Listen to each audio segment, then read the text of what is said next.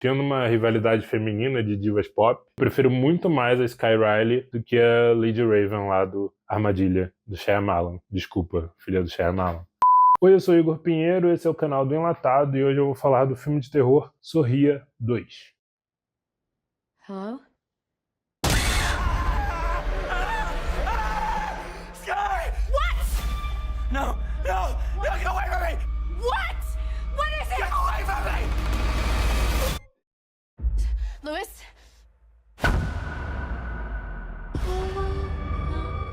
Pra quem gosta do primeiro filme, que foi lançado nem tem tanto tempo assim, né, de 2002, o filme começa alguns dias depois só do que aconteceu no anterior. Na cena inicial tem um personagem do filme anterior e ele é acompanhado num plano sequência, assim, de uns 5 minutos. E plano sequência é um dos meus pontos fracos, assim, apesar de ser uma técnica super utilizada, sempre me conquista, assim, eu sou meio fácil para plano sequência. O filme abre com muito legal, já prometendo muito mais violência que no primeiro filme, é bem mais sangrento o começo desse filme também. O protagonista desse segundo filme é Sky Riley, é uma diva pop da música. Começa com uma entrevista dela no programa da Drew Barrymore. Drew Barrymore, aliás, inimiga do Sindicato dos Atores, quem lembra? Se ela tivesse ficado uma semaninha mais calada, né? Pegava menos mal.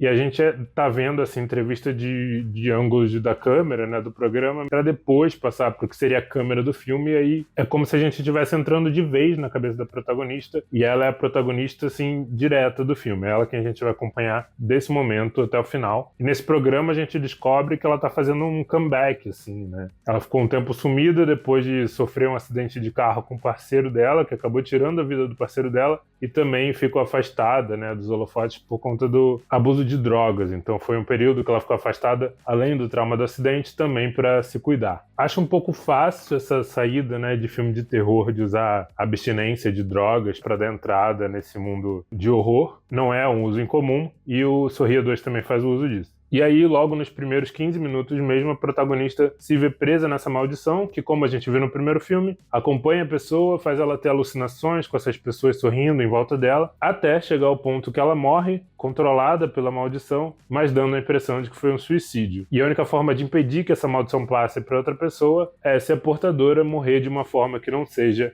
pela maldição. Não sei se vocês lembram, mas o longa anterior já teve uma repercussão bastante dividida, né, em relação a isso. Teve muita discussão sobre como o filme representava isso, né, um filme que é cheio de cenas de suicídio e ao mesmo tempo quer falar de saúde mental. Muita gente também não gostou do filme por esse motivo e é completamente válida essa sensação. Esse segundo filme tenta ser um pouco mais cuidadoso em relação a isso, do meu ponto de vista, mas eles não deixam de falar no assunto, falam até mais explicitamente, as cenas continuam super gráficas, eles até mergulham numa questão de toque, né? Tem bastante cena com a protagonista arrancando uns tufos de cabelo, mas eu acho que diferente do anterior, dessa vez eles estão mergulhando explicitamente e falando sem deixar dúvida nenhuma de que estão falando sobre isso. A protagonista em vários momentos fala que está se sentindo uma pessoa horrorosa, que está cansada de machucar as pessoas ao redor dela, e ela está falando da maldição, mas são falas também que a gente pode associar, né, a uma pessoa que está lidando com alguma questão de saúde mental mais séria. São pensamentos que não são incomuns quando a gente está nesse tipo de situação.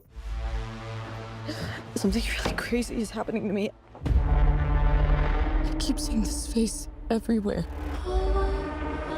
You witnessed a death. Now it's latched onto you.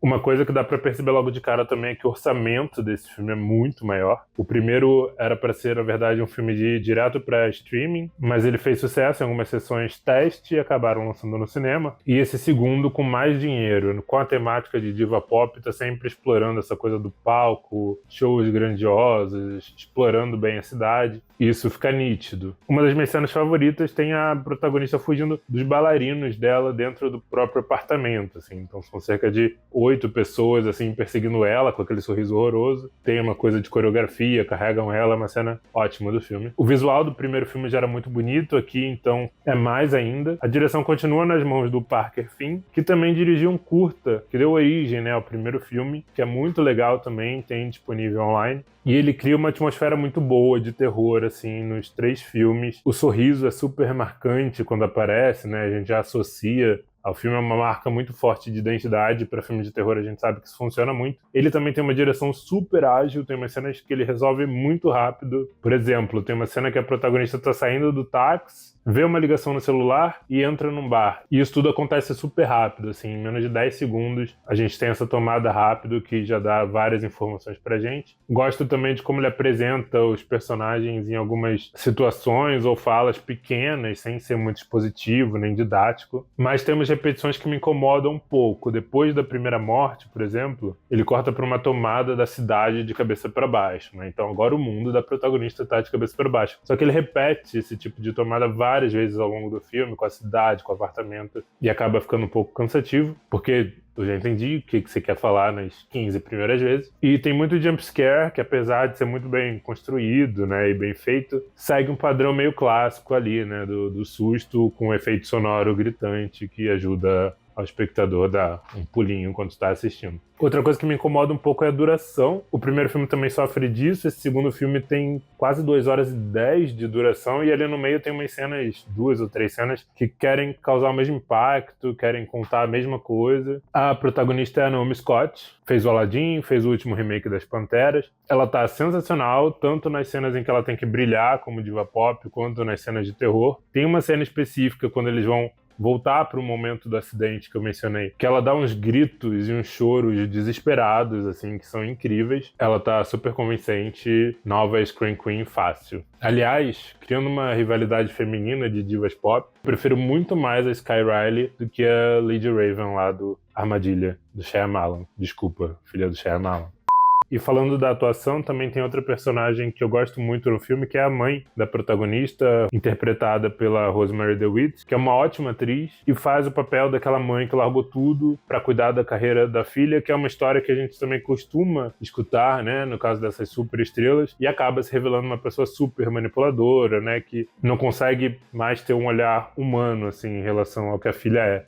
E também conversa com a temática do filme, né, da fama, da idolatria. Os fãs estão muito presentes no filme, assim, até os últimos momentos, assim, e tem cenas bem interessantes envolvendo essa relação da protagonista com os fãs. As músicas também, né, dela como artista, costuram para dentro toda essa história do filme. Tem uma das letras que fala sobre ela se sentir uma tragédia que está prestes a acontecer. Pessoalmente, eu queria ver mais ainda desse universo de diva pop, porque tem muito momento em que a gente acompanha a protagonista isolada, no apartamento dela, sozinha, lidando, né, com o que é real e o que não é, nas coisas que estão acontecendo com ela. E esse é um outro elemento que o filme usa muito bem, assim, trazendo várias reviravoltas. Como filme de terror, tem outra coisa que eu gosto muito, é que ele acaba brincando com os clichês. Uma das soluções que eles apresentam para enfrentar a maldição e acaba não indo para frente é uma solução que eu já tinha visto num filme muito ruim, que eu fiquei o tempo inteiro tentando me lembrar qual era o nome, e eu acho que é A Hora da Sua Morte, sobre um aplicativo que fala a hora que você vai morrer. Péssimo. Mas esse plano acaba não dando certo também, de jeito muito legal. Tem outro momento perto do final, numa situação envolvendo a porta de um freezer, que na hora que aconteceu eu até dei uma revirada de olho, que eu não estava acreditando que eles estavam usando aquele tipo de situação, mas que logo em seguida também é uma coisa que não serve pra nada, assim. Então eles brincam com essas situações. Inclusive, essa questão da porta, na verdade, acaba servindo até como uma metáfora, assim, para essa questão de saúde mental que o filme lida o tempo inteiro, né? Então eles usam esses elementos clichês de filme de terror como um simbolismo dentro da própria narrativa ali do filme. Isso é muito bom também. E eu acho que é até um pouco por isso que minha parte favorita do filme são os 15 minutos finais, quando ele chuta o balde, assim, pra qualquer mitologia ou tudo que a gente estava vendo. Muita coisa para de importar e a gente só vive ali com a protagonista aqueles momentos finais e é cinema. Eles não têm vergonha de mergulhar nessa história que eles criaram. A criatura que aparece no final do primeiro filme volta de uma maneira ótima também. E eles abraçam o próprio universo criado, mostrando todo o caos que eles podem fazer dentro dele, assim. Eu acho que abre margens para uma franquia interessante, se eles quiserem seguir daí, porque muita coisa pode acontecer, apesar da temática talvez começar a ficar um pouco batida, né? Então Sorria 2 é um filme bastante cruel, assim, perverso, não tem pena da própria protagonista, isso é um acerto grande também, e ele se torna ainda mais pesado com o assunto que, na verdade, ele tá tratando. Gostei muito mais desse do que do primeiro filme. Conta pra mim se vocês gostam do primeiro filme, se já assistiram, se vão ver o segundo. Deixem um like, compartilhem, ativem as notificações, e é isso. Até a próxima.